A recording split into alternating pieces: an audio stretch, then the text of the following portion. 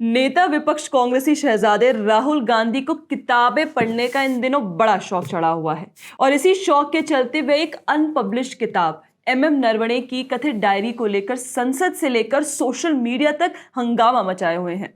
अब अगर राहुल गांधी को वाकई किताबों से इतना ही लगाव है तो हम भी उन्हें कुछ पब्लिश्ड और भरोसेमंद किताबें रिकमेंड करना चाहेंगे जिन्हें पढ़ना उनके लिए बेहद जरूरी है, क्योंकि अधूरी और अपुष्ट बातों पर राजनीति करने से बेहतर है तथ्यों और सच्चाई पर आधारित किताबों से ज्ञान बढ़ाया जाए। तो आइए राहुल गांधी के लिए हमारी खास टॉप 5 बुक लिस्ट देखते हैं। पहला, the insider bye former prime minister PV Narasimha Rao, एक फिक्शनलाइज लेकिन काफी sharply critical insider account the insider जो एक फॉर्मर प्राइम मिनिस्टर ने लिखी है, कांग्रेस पार्टी के अंदर की असली तस्वीर दिखाती है।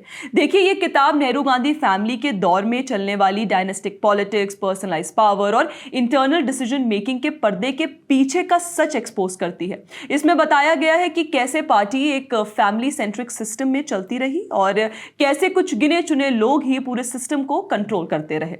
अब दूसरी किताब है the unseen Indira Gandhi by doctor KP Mathur, जो 20 साल तक इंदिरा गांधी के पर्सनल डॉक्टर रहे, एक रेयर इनसाइडर व्यू देते हैं जिसमें आयरन लेडी की इमेज के पीछे छुपी कमजोरियां और कांग्रेस की सिकोफैंसी कल्चर सामने आती है। इस किताब में बताया गया है कि इंदिरा गांधी संजय गांधी को ज्यादा फेवर करती थी, चाहे उसका इन्फ्लुएंस कितना ही कॉन्ट्रोवर्शियल क्यों ना हो। संजय की 1980 प्लेन क्रैश में मौत के बाद उन्होंने कहा था कि मेरा राइट आर्म कट गया है, जो उनके गहरे मेंटल ट्रॉमा को दिखाता है। इसके बाद उन्होंने राजीव गांधी को जबरदस्ती पॉलिटिक्स में ढकेल दिया, जो डायनेस्टिक पॉलिटिक्स का क्लियर एग्जांपल है।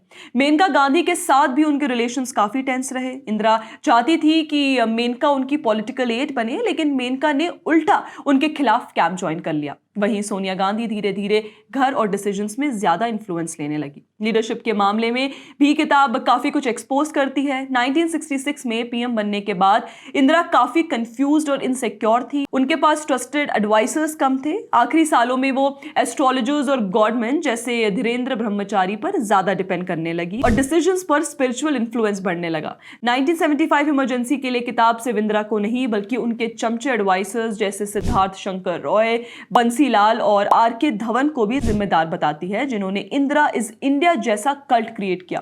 1977 में हार के बाद इंदिरा बिल्कुल अकेली पड़ गई थी, ना ऑफिस, ना स्टाफ, ना गाड़ी, जो उनकी पॉलिटिकल फॉल को दिखाता है।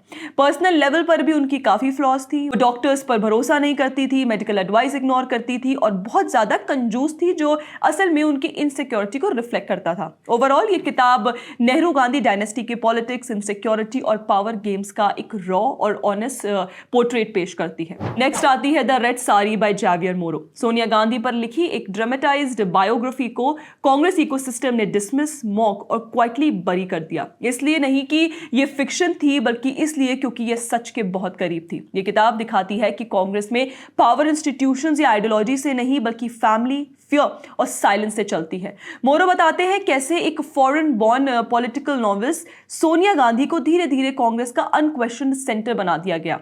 वो ज्यादा बोलकर रूल नहीं करती थी, बल्कि लोगों को इस डर में रखकर करती थी कि वो क्या सोच रही होंगी। यहाँ डिसीजंस डिस्कस नहीं होते थे, पहले ही एंटिसिपेट कर लिए जाते थे। लॉयल्टी अर्न नहीं होती थी, इन्फोर्स होती थी। सीनियर लीडर्स क्वार्टर्स बन गए थे, जनपद के बाहर वेट करते हुए अपनी पॉलिटिकल सर्वाइवल फैमिली के डिस्टेंस से नापते थे। पार्टी के पास आइडियोलॉजी नहीं बची थी, सिर्फ एक हाउस होल्ड रह गया था। प्राइम मिनिस्टर्स पार्टी के अंदर इलेक्ट नहीं होते थे, सिलेक्ट किए जाते थे। गवर्नमेंट इंटरमीडियरीज के थ्रू चलती थी, पावर थी पर रिस्पॉन्सिबिलिटी नहीं। और जब ओरिजिन, अथॉरिटी या अकाउंटेबिलिटी पर सवाल उठते थे तो जवाब ट्रांसपेरेंसी नहीं होता था, इंटिमिडेशन और आउटरीच होता था। इसीलिए यह किताब अटैक हुई, इसीलिए ऑथर को विलिफाई किया गया और इसीलिए आज भी कांग्रेस इससे इग्नोर करती है, क्योंकि डायनेस्टीज आंसर से नहीं क्वेश्चंस मिटाकर सर्वाइव करती हैं। अगर किताब गलत होती तो डिबेट होती, पर यहां बॉयकॉट हुआ। Next India's first dictatorship by Christophe Jaffrelot और प्रतिनव अनिल। ये किताब इमरजेंसी के डिसिप्लिन वाले मिथ को कंप्लीटली तोड़ देती है। 1975-77 का दौर स्ट्रॉन्ग गवर्नेंस नहीं था, बल्कि एक पर्सनलाइज्ड डिक्टेटरशिप था। इस दौरान पार्लियामेंट को साइडलाइन कर दिया गया, फंडामेंटल राइट सस्पेंड हो गए, 1 लाख से ज्यादा लोग बिना ट्रायल जेल में डाल दिए गए, मीडिया को सेंसर और इंटिमिडेट किया गया, जजेस पर प्रेशर डाला गया, उन्हें साइलेंस कर दिया गया। इंदिरा गांधी ने कॉन्स्टिट्यूशनल प्रोविजन को एब्सोल्यूट पावर का टूल बना लिया। कुछ गिने चुने लोगों के साथ देश चलाया गया और इंस्टीट्यूशन सिर्फ यस मैन बन गए।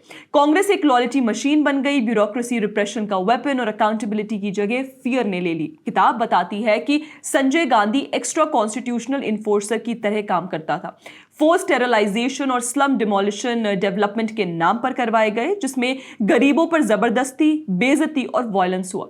सबसे बड़ा खुलासा यह है कि इमरजेंसी कोई एक्सीडेंट नहीं थी, ये सेंट्रलाइजेशन, डायनेस्टी पॉलिटिक्स और चेक्स एंड बैलेंसेस की नफरत का नेचुरल रिजल्ट था। ये प्रेशर में गवर्नेंस नहीं था, ये डेमोक्रेसी का गला घोटना था उसी के कानून का यूज करके। हिस्ट्री इससे क्लियरली रिकॉर्ड करती है। माफी से मिटा नहीं सकती और उनके पॉलिटिकल एयर्स के मॉरल लेक्चर्स खोखले लगते हैं। Next, the great Indian novel bye Shashi Tharoor. ये एक शार्प पॉलिटिकल सटायर है जहां नेहरू को महाभारत के धृतराष्ट्र के रूप में दिखाया गया है। उनकी ब्लाइंडनेस सिर्फ फिजिकल नहीं बल्कि पॉलिटिकल और मॉरल ब्लाइंडनेस का सिंबल है। थरूर लिखते हैं कि उसकी अंधापन एक बड़ी कमजोरी थी, लेकिन उसने सीख लिया था कि जैसे इसका कोई फर्क ही नहीं पड़े, क्या आज इंडिया की हिस्ट्री अलग होती। इस सटायर के थ्रू किताब नेहरू की लीडरशिप पर सवाल उठाती है कि पावर के बावजूद उनकी अनदेखी ने देश को कौन सी दिशा में ढकेला। देखिए, अब आखिर मैं ये सवाल पूछना चाहूंगी कि जब राहुल गांधी संसद में एक अनपब्लिश्ड, अनवेरिफाइबल किताब को लेकर हंगामा खड़ा कर रहे हैं,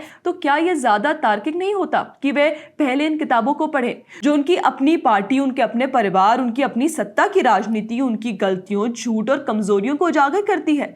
बिना प्रमाण की किताब पर राजनीति करना आसान है, लेकिन अपने घर के सच का सामना करना मुश्किल। शायद इसी वजह से राहुल गांधी इन किताबों के बारे में बात नहीं करते, क्योंकि ये दूसरों पर नहीं, सीधे उनकी अपनी विरासत पर सवाल उठाती है। और सच यही है, जब तक सच से भागते रहेंगे तब तक देश का भरोसा भी नहीं जीत पाएंगे। दोस्तों, आपकी इस पर क्या राय है हमें कमेंट सेक्शन में जरूर बताइएगा। बाकी ऐसे और वीडियोस के लिए आप हमारे चैनल को सब्सक्राइब करना ना भूलें। जय हिंद।